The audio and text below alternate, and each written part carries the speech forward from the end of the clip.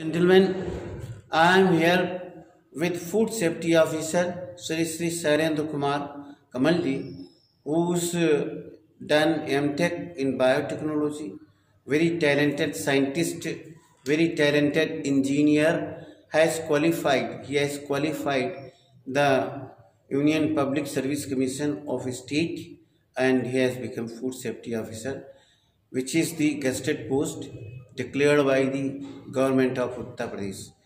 Now he is looking after the Java district of Uttar Pradesh, where he is working as a food safety officer, and always he is busy with the work, and work is worship. He believes in the Constitution of India and Dr. Bhimrao Ambedkar, his loving social reformer, constitutional writer and scientist of the world, and he is believing in the Dr.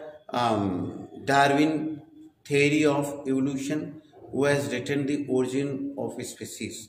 Now I am with him. Now I am with engineer and food safety officer of Uttar Pradesh. You just if you talk to him, he will give proper reply. Now you introduce yourself, sir.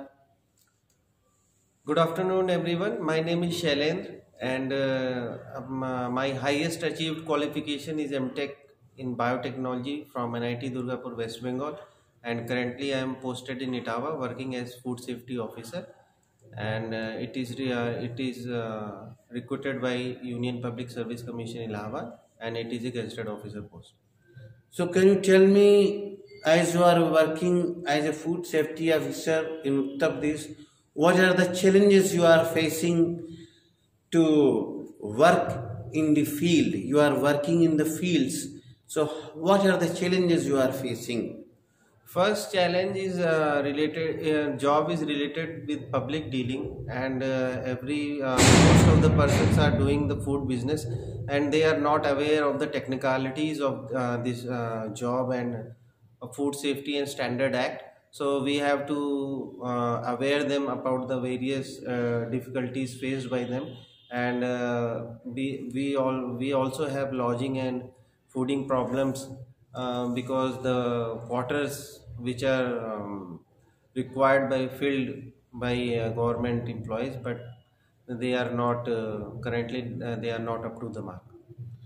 Means you are having the problem of residential quarters should be provided by the government of Uttar Pradesh. Yeah, absolutely. That's what I am trying to say. Apart from this all your personal difficulties, I would like to ask you, under the Food Safety and Standard Authority of India Act, you have told 2006, what are the provisions are to be made for the public to get aware of this act and work under this act very efficiently? What you are going to do and what you will do to make awareness in the public?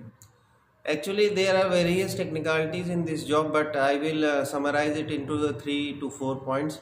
And public should be aware that 5 gram of sodium chloride, in common language it is known as table salt, not more than 5 gram of table salt should be should be gone into your body. 5 gram is more than enough. And sugar is present. It is a type of carbohydrate, and sugar, if you consume high sugary foods, then there is a risk of cardiovascular diseases, diabetes and hypertension and other things. And so sugar consumption should be not more than 24 grams of per day. These two things are main things. And one thing I also want to tell, that saturated oil consumption is very high in form of snacks like samosa and other things. So saturated fat oil consumption should not be more than 15 grams, particularly for saturated fat. To get awareness of these food qualities and Standard Authority of India Act 2006, are you arranging the seminars and the lectures in the public, and when you are? What is your program? Actually, this program is conducted by Food Safety and Standard Authority of India, New Delhi. It is governed by Ministry of Health and Family Welfare, and there are various awareness program in schools, in publics, to give them a quantifiable data that 5 gram of salt should be taken daily dose. I am talking about Yeah. 5 gram of salt, 25 gram of sugar, and not more than 15 gram of saturated fat should be taken into the body. And there is a various list that if you consume food of this amount, then you are taking this amount of food components into your body. So that means you are indirectly suggesting the public to go and take the protein diet Yeah, absolutely. in the form of pulses and other light eggs and all, which are found very easily in the market. So they can take protein diet instead of sugar content and high salty diet. Yeah, actually, if you see something in Indian diet, particularly Indian diet is high in salt, oil, and sugar, and protein is the building block of the body. Yeah. So our Indian diet is deficient in protein diet. So protein containing food should be enhanced in diet, particularly pulses, milk, egg whites, meat, poultry, and mutton also. Since the India is a poor country and most of the population is residing into the villages, Yeah. so can you suggest the villagers what they can do to get easy of protein diet and healthy diet? Two things I want to suggest here. Whatever you are eating, you should add 5 types of pulses into your diet. From saying this, I want to mean that there are 5 different types of dal: arhar, moong, masoor, urad, chana. Equal quantity should be taken and mix it up. These dal should be taken. Second thing, chief and best source of protein is egg white. So egg white should be consumed in high portion by villagers, and it is affordable also.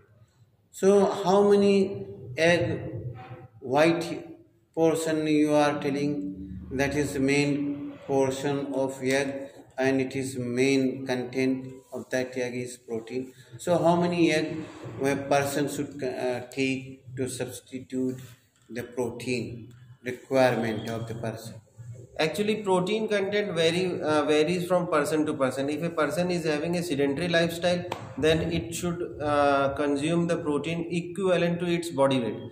That means if a 60 kg male is present there, so he should consume 60% of protein.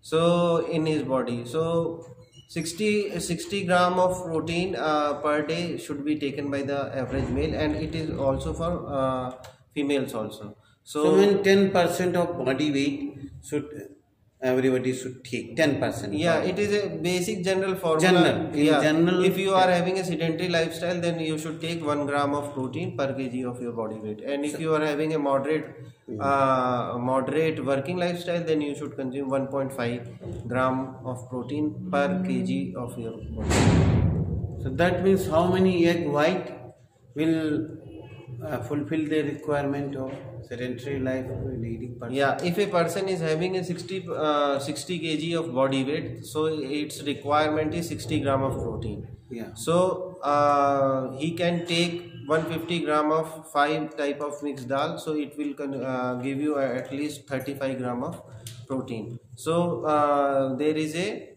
further need of 25 grams for 60 kg. So 25 grams he should consume at least 7 egg whites. 7 egg white? Yeah, per day. So it can be divided into 3 in morning, 3 in lunch, and 1 in evening. So I hope this is a very costly affair. You are telling everybody should take pulses 150 gram and 7 egg white. So I think for the poor country it is not affordable, especially in rural areas, because sometimes they may not have that much economic power, purchasing power. So what are the other resource of the protein substitute. Other resources are previously I have told you 5 types of mixed type of dal. Yeah. So it could be consumed 200 grams. 200 grams it will give you at least 40 grams of protein, and other rice and rotis will give you enough protein for survival. So that means how much carbohydrate a person should take every day? At least 1.5 gram per kg per body weight. I see. What about fat diet? Fat is necessary for hormone production. Actually, in our marketplace there is a misconception that fat should not be consumed. This is truth, but this is half truth. Fat should be consumed, but saturated fat should be consumed in moderation. So how public can divide into saturated fats and unsaturated fats? Yeah. So what are the saturated fats in general, and what are the unsaturated fats in general? HDL and LDL. Yeah, there are various food which contains unsaturated fats, which are required for hormone production, like nuts, like almonds. Nuts is a category in which various food components are present. Nuts mean that moongfali. No, yeah, nuts means moongfali, almond, cashew, and walnut. In Hindi, that's called akhrot. These are the unnatural fats. No, unnatural not. These contains unsaturated fat. Unsaturated. Which is required by the body because outer cell membrane is made of the lipids. So lipid, if you want to have more cell formation, you need more unsaturated fat. Unsaturated. Yes. And what are the in general you will find, apart from these all vegetables and dry fruits, any other thing from where person get unsaturated fats? Yeah, these unsaturated fats are present in ghee also. So ghee is to be taken by individual. Yeah. So that means how many tablespoonful or teaspoonful? So 3 to 4 tablespoons are enough for one day. So ghee is to be taken by the. Yeah, it is good for your health. But I heard that these are the unsaturated fats which may cause the blockage in the heart. Yes, I will definitely clear it out. Actually, because this misconception myth is present in society that after you consume ghee, it will cause blockage in your arteries. Yeah. This is truth, but it is half truth. If you are consuming ghee and you are working out regularly, Wow. and if you are consuming ghee in moderate amount, 2 to 3 tablespoons per day, then everything will be absolutely fine. So there won't be any danger for atherosclerosis or blockage in the heart. No. Actually, if you are working out, if you are physically working out, running, push up, chin up, run up, climbing stair up and down, having a healthy lifestyle, then There is no 2 to 3 tablespoon ghee is enough. Can be taken. Can be taken. So what are those examples for saturated hydrocarbon, saturated fats? The most popular example of saturated fats in the market is called as dalda or vanaspati. Vanaspati, I hope. I have seen there are so many vegetable oil are present in the form of palm oil. Yes. So this palm oil is how dangerous and why it is so cheap and why people they are taking more in the form of the saturated fats, and what will cause what the diseases will cause by this palm oil, because the public is not aware of so much and they are unable to recognize that this is palm oil and how it is danger, how it is harmful for. Actually, palm oil is imported from Malaysia and it is cheap in nature, and our country's purchasing power parity, which is in short called as PPP, purchasing power parity. It is the limit that which any citizen will spend money on something is very low. and palm oil is very cheap in nature. It is not that much costly, so it is used in very high amount in our countries, particularly in thelas or street foods that are present there.